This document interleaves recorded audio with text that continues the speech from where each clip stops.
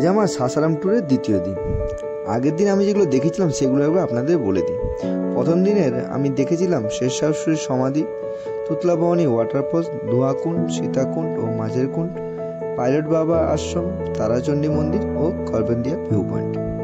আর যারা যারা ভিডিওটা দেখেনি তাদের জন্য আমি লিঙ্ক ডেসক্রিপশন বক্সে দিয়ে দিলাম, আপনারা গিয়ে দেখে নিতে পারেন। আর আজ দ্বিতীয় দিনে আমি যেগুলো দেখবো সেগুলো একবার আপনাদের বলে দিই। আজকে দ্বিতীয় দিনে আমি দেখবো করমচাঁদ ড্যাম, শেরশাহ দুর্গ, তেলহারকুণ্ড, গুপ্তাধাম ও মা মুন্ডেশ্বরী মন্দির। আর আজকে ভিডিওটিতে আমি এই ট্যুরের ভিডিওটির শেষে এই ট্যুরে পুরো ডিটেলস খরচা হলো, গাড়ি ভাড়া কত পড়লো, রুম ভাড়াই বা কত, বা আপনার কীভাবে ট্যুর প্ল্যান করবেন, পুরো ইনফরমেশান আপনাদের সঙ্গে পুরো শেয়ার করব।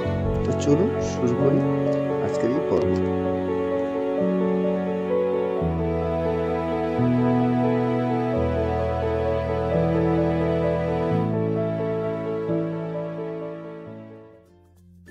তো আজকে আমাদের ট্যুরের দ্বিতীয় দিন। তো দ্বিতীয় দিনে প্রথমে পৌঁছে গেছি আমরা প্রথম ডেস্টিনেশন করমচাঁদ ড্যাম। এই হলো করমচাঁদ ড্যাম,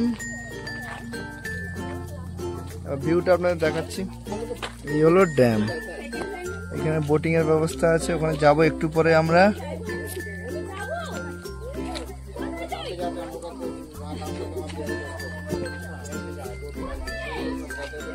এই হলো ড্যামের চারদিকের ভিউ। এই হলো করমচাঁদ ড্যামে ঢোকার জন্য নৌকোবিহার যাওয়ার রাস্তা।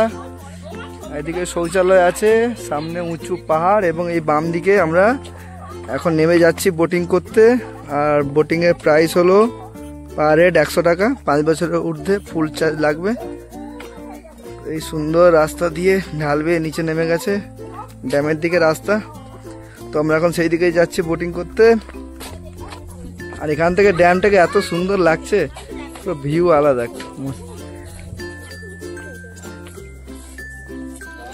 আমরা এখন বোটে উঠছি, বোট 2 নম্বর।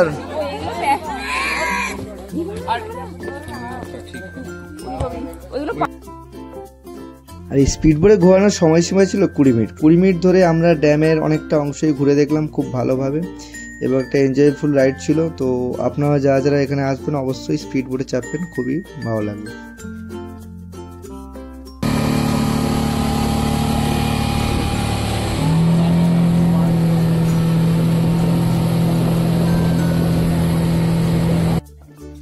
আর এই ড্যামের পাশেই রয়েছে শেরশাহ দুর্গ।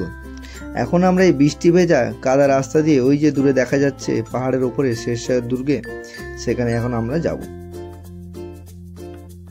এই হলো শেরগড় ফোর্টে যাওয়ার রাস্তা। এই ছিল টিকিট ঘর। হ্যাঁ, এই টিকিট কেটে আমরা এখন উপরে যাব। আর এখানে টিকিটের প্রাইস হলো 20 টাকা করে। দুর্গাবতী নদীর তীরে গড়ে ওঠা এই শেরশাহ দুর্গটি প্রায় 400 বছরের পুরনো। আর যারা যারা অ্যাডভেঞ্চার এবং ট্রেক পছন্দ করেন তারা অবশ্যই এই দুর্গে আসতে পারেন, কারণ মাত্র 1 থেকে 1.5 ঘন্টা ট্রেকিং করে আপনি পৌঁছে যাবেন এই দুর্গে। আর এই দুর্গে যাওয়ার রাস্তাটি প্রথমের দিকে একটু ভালো হলেও যতটা উপর দিকে আমরা উঠছি রাস্তা অবনতি আমরা ততটা লক্ষ্য করতে পারলাম। তাই বয়স্ক মানুষদের এখানে না আসার জন্য আমি পরামর্শ দিচ্ছি। আর এই দুর্গটি কিন্তু পুরো পাহাড় জুড়েই অবস্থিত। যেহেতু আমাদের হাতে সময় খুব কম, তাই আমরা একটা সাইডই দেখেছিলাম।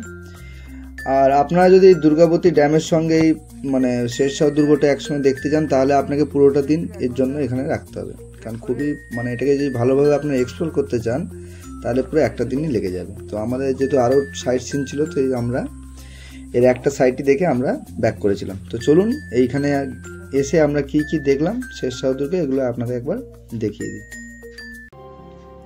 শেরশাহ দুর্গে প্রবেশ করলেই প্রথমে আপনারা দেখতে পাবেন এরকম উঁচু উঁচু পাথরের তৈরি বিম, এবং তার উপরই পাথর চাপিয়ে তৈরি করা হয়েছে এই দুর্গটি। তখনকার দিনে প্রায় 400 বছর আগে তৈরি এই দুর্গটি আজও একটি প্রাচীন ইতিহাসের সাক্ষী হয়ে থেকে গেছে। যাই হোক, এই দুর্গের ওপরের যে অংশটি ছিল সম্পূর্ণ ওটা ঘাসে ভর্তি ছিল। জানি না আগে এরকম ছিল কিনা, না এখন অবহেলার কারণে এরকম হয়ে গেছে। তো এই ওপর থেকে এবার নিচের ভিউটা একবার আপনাদের দেখাই।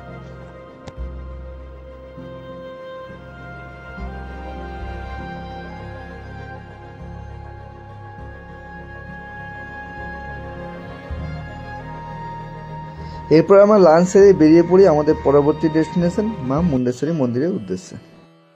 এখন পৌঁছে গেছি মুন্ডেশ্বরী মন্দিরে। মা মুন্ডেশ্বরী মন্দির, এই হলো সিঁড়ি, অনেকটা পাহাড়ের উঁচুতে হলো এই মন্দির। পুরো দার্জিলিংয়ে ফিল পাবেন এখানে এসে।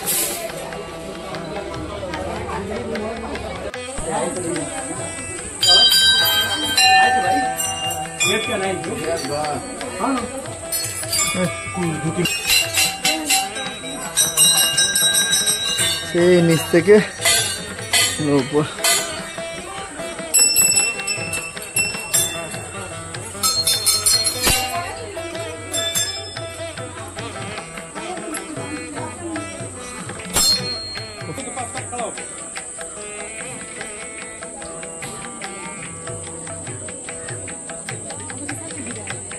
চলো।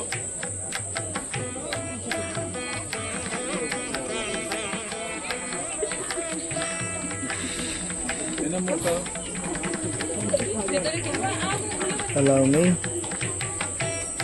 আসুক। প্রথম দিনের মতো দ্বিতীয় দিন আমাদের সময়ের অভাবে দুটি জায়গায় ঘোরায় ওঠেন। একটা হলো এই গুপ্তাধাম এবং অপরটি হলো তেলারকুন ওয়াটারফলস। এরপর আমরা রাত্রি 8টা নাগাদ আমরা স্টেশনে পৌঁছি। আমাদের বাড়ি ফেরার ট্রেন ছিল দুন এক্সপ্রেস ধরে আমরা বাড়ি ফিরি। এবার চলুন পুরো ট্যুর ডিটেইলসটা আপনারা কীভাবে করবেন সেই সম্পর্কে পুরো ইনফরমেশন আপনার সঙ্গে শেয়ার করি। নমস্কার, আমি দীপক, আর আজ আপনাদের সামনে নিয়ে চলেছি সাসারামের ট্যুর প্ল্যান্সের পুরো ডিটেলস ভিডিও, যেখানে আপনারা কীভাবে প্ল্যান করবেন, কোথায় থাকবেন, গাড়ি ভাড়ায় খরচা কত এবং পুরো ট্যুর ডিটেলসে কত খরচা পড়ছে সব কিছু ইনফরমেশান আপনার সঙ্গে শেয়ার করতে চলেছি। তো প্রথমে বলি আপনারা সাসারাম ট্যুর প্ল্যান কীভাবে করবেন। সাসারাম ট্যুর প্ল্যান সাধারণত দুভাবে হয়, মানে 1 নাইট 2 ডেজ বা 2 নাইট 3 ডেজ।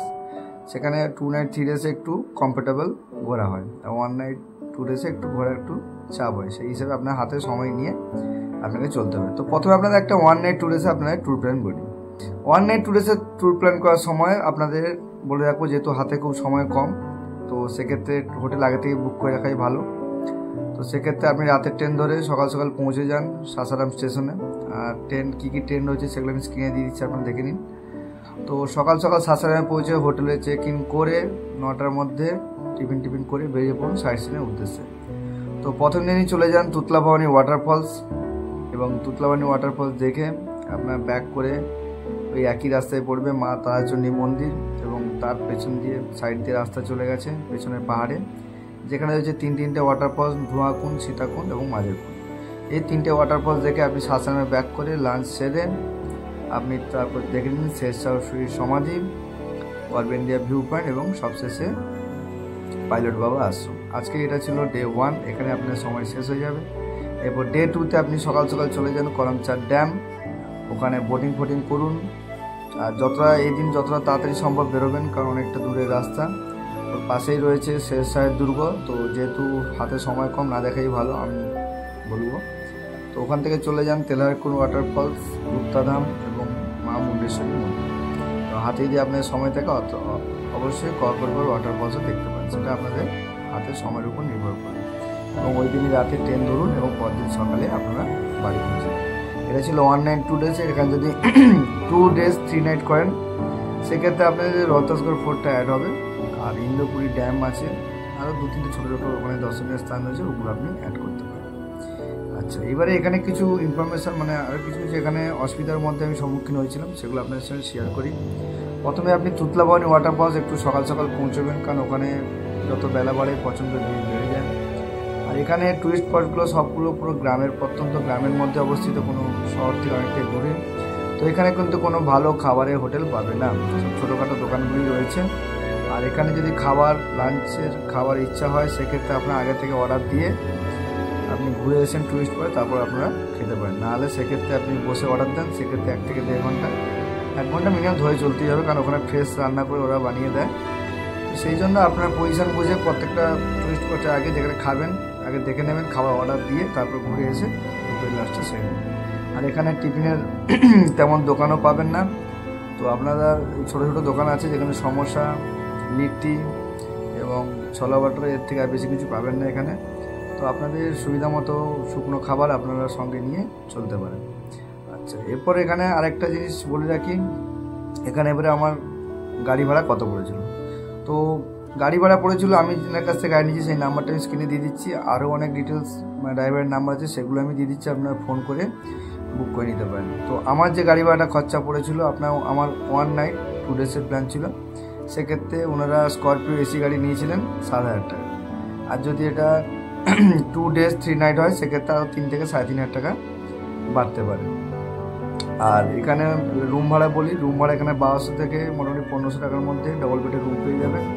তো রুমের ডিটেলসগুলো আমি স্ক্রিনে দিয়ে দিচ্ছি, ফোন নাম্বার অনেকগুলো হোটেলের, তো আপনারা কল করে বুকিং করতে পারবেন। আর এখানে আরেকটা জিনিস বলি, এবারে খরচা কত পড়লো। তো খরচা বলে সাধারণত ট্রেন ভাড়া হচ্ছে আপনার আপ ডাউনে 700 টাকা পড়ছে।